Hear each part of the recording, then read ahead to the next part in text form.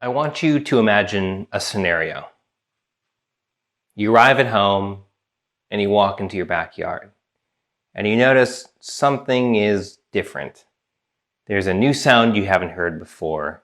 It sounds like a cacophony of buzzing. And you look closer and you realize that a giant swarm of bees has just appeared suddenly in the tree in your backyard. And the first thought is, stay away from the bees. But the second thought is, this might be interesting content to share with the world. Well, at least with my 40 followers on Instagram. And you pull out your phone, but then you think, is this interesting? Do I post too much? Will my followers like this? And then you think, you know what? Instagram stories, they have a 24-hour expiration. They disappear after that. The bar is low. Go for it. Just film it, post it, whatever. Not a big deal. Well, this was me about a month or so ago. Here's that post. Here are those bees. Now, here's the thing about creativity. It is really hard to be creative in a vacuum. Blue sky sounds amazing, but in reality, it is super hard to land a cohesive idea when the world is your oyster. Now, I work in advertising. And in advertising, we have something called a brief. If you have seen Mad Men, then you know what that is. But for those who haven't, a brief is like a creative assignment. Some walls that you can work within to think of a new creative idea. And I think that these walls are super important.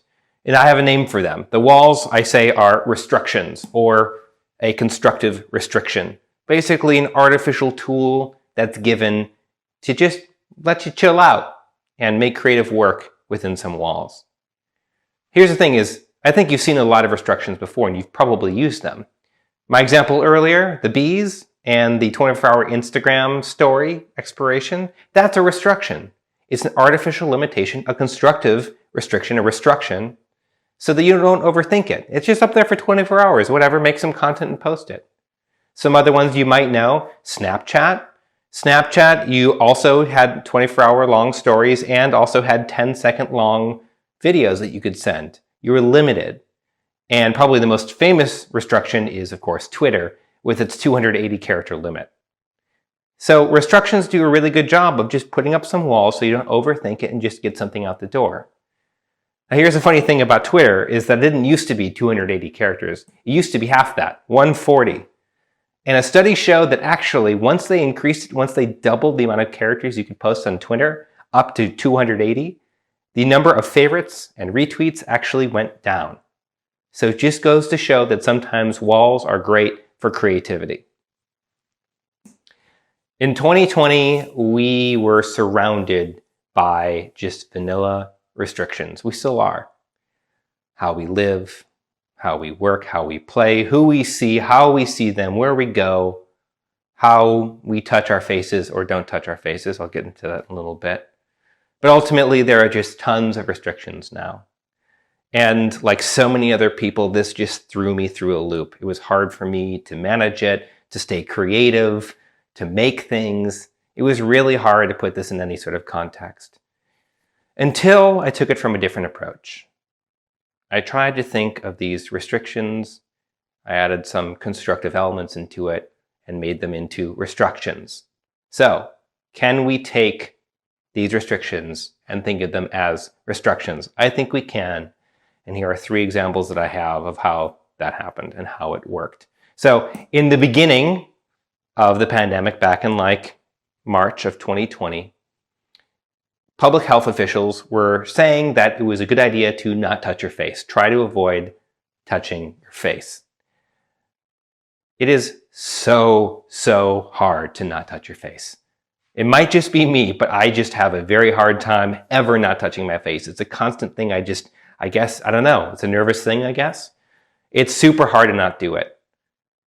And then I realized maybe this is an opportunity to reframe into a restriction, not touching your face.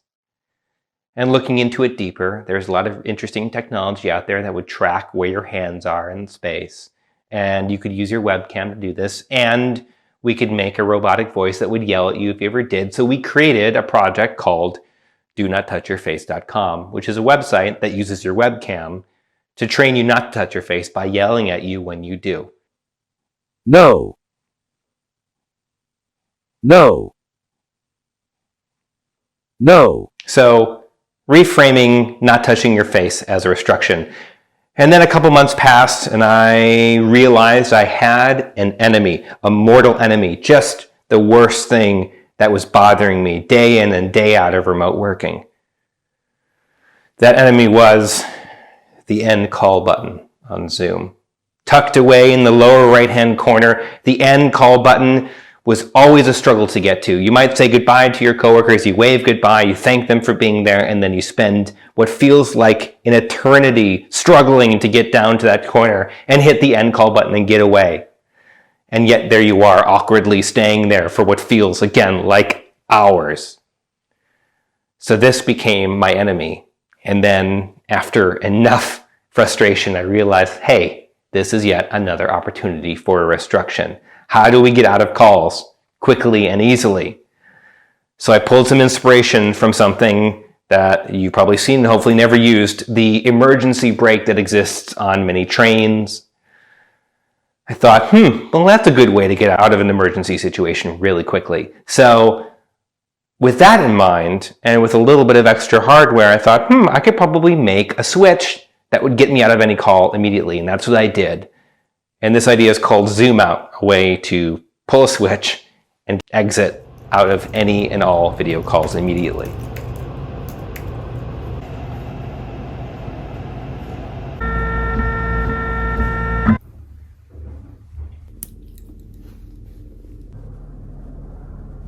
It was great doing business with you over the internet. Have a good one. Goodbye. With the momentum of this project, I began to think what else is wrong with Zoom, besides everything, of course. And I remembered that in the beginning of the pandemic, shoe sales were way down. In February and March of 2020, they were way down, 41% for all footwear, 48% for athletic footwear. And I realized, or at least I had a hypothesis as to why this might be. Well, before you got to show off your sneakers by going to work, now there's no way to see them because the camera's up here. You only see the top third of somebody's body. You never see the shoes. No camera on the shoes, no way to flex on your coworkers. Again, maybe this is a restriction. You can't show off your shoes. How do we make that happen?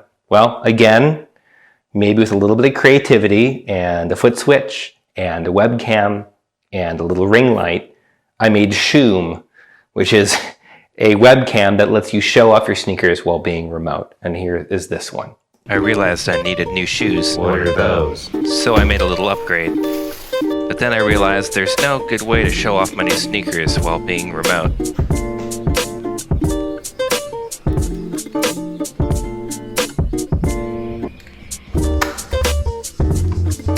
So I made a thing to fix that. Here, that just goes into shoe mode.